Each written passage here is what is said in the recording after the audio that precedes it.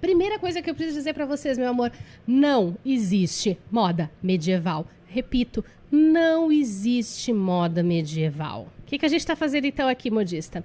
Deixa eu explicar para vocês por que a ideia de haver uma moda na Idade Média, ela é anacrônica e ela não faz sentido para o período em que nós estamos falando. Primeira coisa, o que é o conceito de moda? Moda é uma coisa que está ligada à ideia de distinção, de as pessoas se diferenciarem umas das outras, pelo consumo daquilo que é novo e pela expressão da individualidade através disso. Para a gente ter moda enquanto fenômeno social, a gente tem que ter mudanças constantes de estilos, de materiais, de formatos, de maneiras de usar as roupas. Tá? É o tal, a tendência de moda, os ciclos da moda. E a gente tem, para haver esse fenômeno, moda necessariamente, ela é uma coisa individualizada. As pessoas estão procurando expressar a sua individualidade através daquilo que elas vestem. E isso é uma coisa que não faz muito sentido quando a gente pensa na sociedade medieval. Tá? Primeiro, a gente vive numa sociedade hoje que é uma sociedade de classes sociais, em que a nossa noção de riqueza está relacionada diretamente à quantidade de dinheiro que uma pessoa tem como acumular ao longo da sua vida e aquilo que ela pode comprar com esse dinheiro para suprir as suas necessidades, mas também o que ela pode comprar para poder criar a sua identidade nessa sociedade, tá? Embora a gente saiba que na prática isso seja muito difícil de acontecer, uma sociedade de classes tem possibilidade de mobilidade social. O que significa que uma pessoa pobre, ela pode, eventualmente, se ela tiver muita sorte, conseguir ascender socialmente, tá? Ela pode subir alguns degraus na escadinha da sociedade e uma pessoa que é rica, uma pessoa de classe média, ela pode ter um revés na vida, ela pode perder tudo e ela pode descer na escada da sociedade.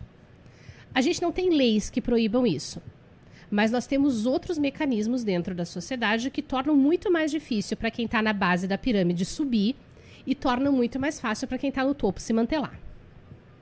Só que quando a gente fala de Idade Média, a gente está falando de uma sociedade que não é dividida em classes, mas em estamentos. E isso significa que é uma sociedade dividida em grupos fixos.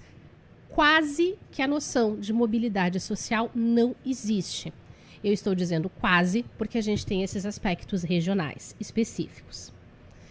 Então, como é que era feita essa divisão? Como é que essa sociedade era organizada? O grupo ao qual você pertencia dependia de privilégios, principalmente privilégios de nascimento. Então, você nascia num determinado grupo dentro da sociedade e você ia ficar ali para sempre. Tá? O ideal era isso. A gente tem, principalmente a partir dos anos 1340, dá uma desequilibrada nessa ideia? Sim, mas é basicamente isso aqui. E é uma sociedade muito hierarquizada. E toda essa estrutura de hierarquia em que a diferença entre as pessoas é encarada como algo natural, como uma vontade divina, como algo imutável, algo que não pode ser transformado, essa ordem social era mantida através da ação de alguma autoridade. Podia ser uma autoridade religiosa em algumas regiões, mas na maioria das vezes nós temos autoridades militares mesmo, tá? Então, o lance de você nascer e ficar no mesmo grupo para sempre era basicamente o quê? Você nasceu filho de camponês, você não tinha muita chance de ser outra coisa na vida, tá? Se você nascesse filho de um camponês na terra de um nobre que era um senhor feudal, você vivia naquela terra de favor, pagava impostos, por isso uma parte da tua produção ia para ele na forma de impostos, pelo direito de você viver e trabalhar naquela terra. Os seus filhos iam crescer ali, eles iam seguir o mesmo caminho, porque não tinha muita opção, tá? E a mesma coisa acontecia para os filhos dos nobres, tá? Filhas de nobres, ou era convento ou era casamento. Filhos do sexo masculino, ou virava cavaleiro ou seguia a carreira religiosa. Tá? Não tinha muita opção para ninguém dentro dessa estrutura. E aí, claro, a posição que as pessoas tinham na sociedade era refletida pela vida cotidiana delas, por tudo o que elas tinham de material e também pelos hábitos que elas tinham.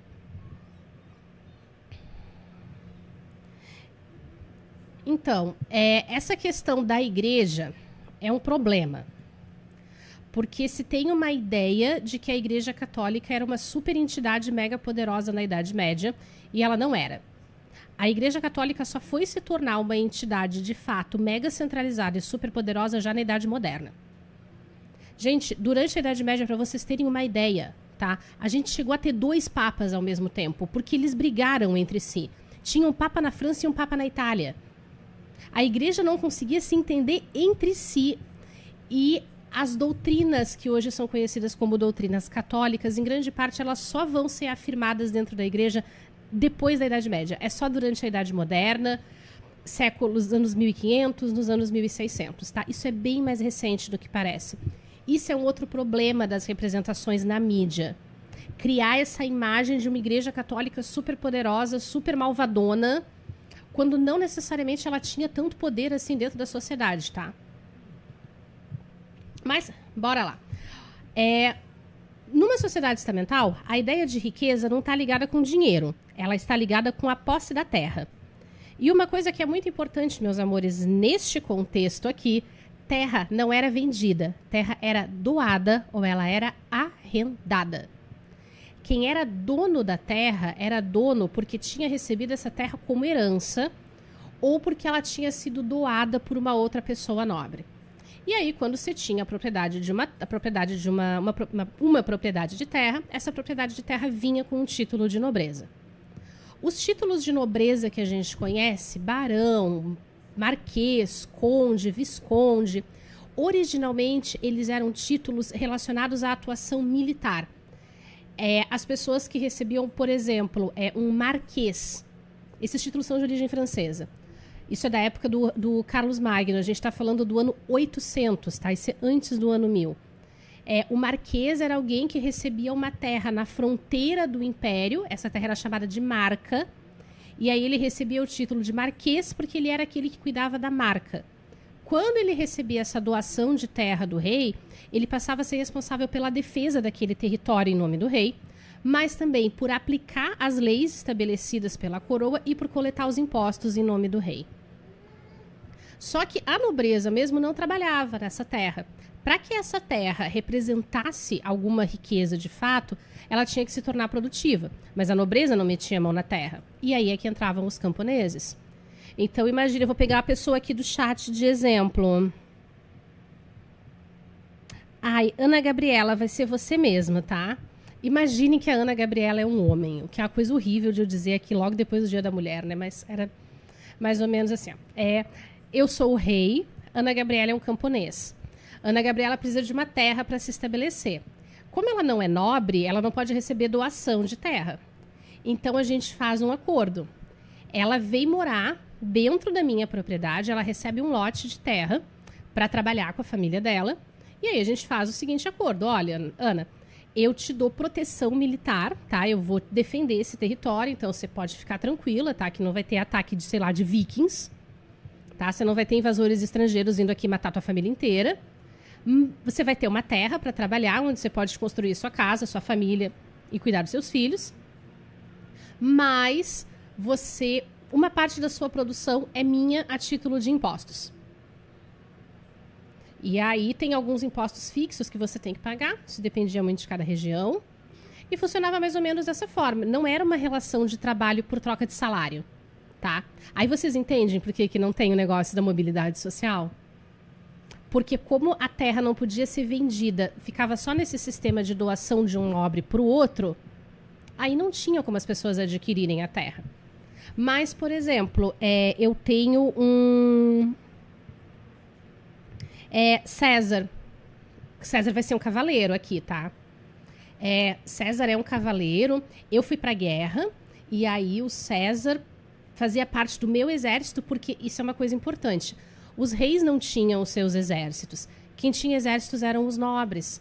Quando o rei ia pra guerra, ele dependia de os nobres cederem os seus exércitos. Então, na verdade, o rei medieval nem tinha tanto poder assim quanto a gente imagina, tá? Ele ficava na dependência da nobreza o tempo todo. Então, César, eu fui pra guerra, eu sou o rei, eu fui pra guerra. O César lutou ao meu lado, ele se destacou na batalha, salvou minha vida. Na hora que ele volta, pô, eu quero ter esse cara do meu lado, porque esse cara é firmeza. Porque quando o bicho pegar, é ele que vai pegar numa espada pra salvar minha vida de novo. O que eu vou fazer? César, chega aqui, meu amigo. Olha só, tá vendo esse belo pedaço de terra? Eu estou te doando este pedaço de terra. Estou te dando um título oficial de cavaleiro, sei lá, cavaleiro da Xicrinha, que vai ser o nome da nossa terra. Tá? Você vai ser o senhor de Xicrinha e você passa a ser o meu vassalo. Nós temos uma relação de lealdade um com o outro agora. E aí tinha aquelas cerimônias todas para dar uma pompa para isso, porque se tinha uma coisa que essa galera gostava, era de uma pompa. Michael, exatamente. Quanto mais descentralizado o poder, mais fácil é derrubar o rei. E aí, uma coisa, gente, para a gente ter a formação das grandes monarquias de Luís XIV, de Henrique VIII da Inglaterra, dos reis Habsburgo na Espanha, para os reis conseguirem ficar poderosos, eles só conseguiram fazer isso no momento em que eles tiraram o controle dos exércitos da mão da nobreza. E aí a gente tem a formação dos palácios, das cortes, que a regra era, vou trazer os nobres para perto de mim, porque aqui eu consigo vigiar eles melhor. Vou vigiar esses parasitas aqui pertinho de mim, para eles não ficarem conspirando contra a coroa. Mas, bora lá, gente. Então, neste sistema, tá? A roupa, a função que a roupa tinha, claro, a gente tem a função básica dela, que é proteger o corpo, tá? Mas a gente tem a função simbólica. Alguém quer um cafezinho aí? A roupa, além de ser uma necessidade, ela era um signo, um símbolo visual que marcava que você pertencia a um grupo social específico e evitava que grupos sociais diferentes pudessem ser confundidos entre si. Porque pensa, numa sociedade que era tão obcecada com essa coisa da hierarquia, uma das piores coisas que podia acontecer era, sei lá, um camponês conseguir por um milagre uma roupa de seda e conseguir se passar por um nobre e ter acesso a privilégios que não eram condizentes com a posição social dele.